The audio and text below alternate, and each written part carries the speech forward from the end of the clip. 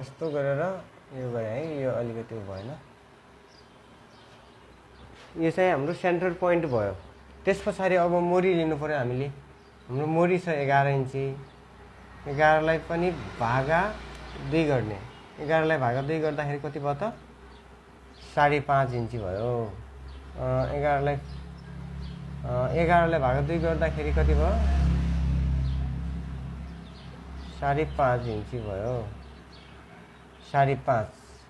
फेरि यो 5.5 लाई हामीले फेरि भागा 2 गर्ने। 5.5 लाई फेरि भागा 2 गर्दा हाम्रो बराबर कति भयो त? 2.25 भयो। 2.25 इन्ची भयो। अब हामीले के गर्नु पर्यो? यो लाइनदेखि यता 2.25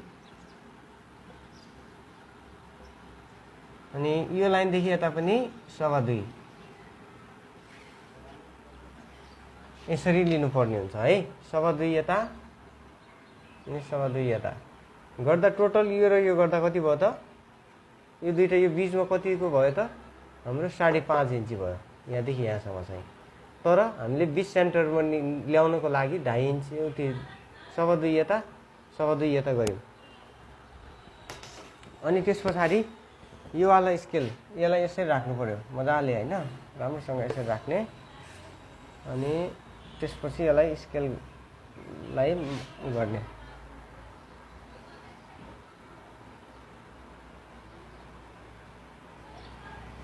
अनि फेरि यस्तो गरेर यो छ, यस्तो गरेर यता साइड फोल्डिङ गरेर यसको यहाँ माथि यसरी हामीले मार्कर दिने।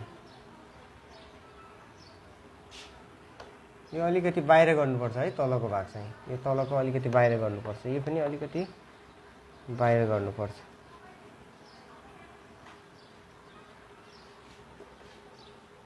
यसरी बाहिर गर्नुपर्ने हुन्छ थोरै थोरै, किनभने यो पछि फोल्डिङ गर्दाखेरि सही ठाउँमा आओस् भनेर।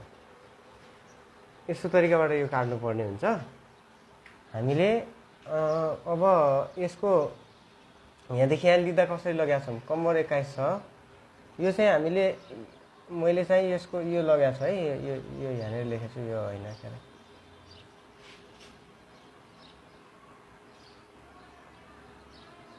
यो चाहिँ यसको यहाँदेखि यहाँसम्म चाहिँ 6.5 इन्ची लगाएको छौँ। 6.5 इन्ची। यहाँदेखि यहाँ चाहिँ कम्मरको गर्नु पर्यो।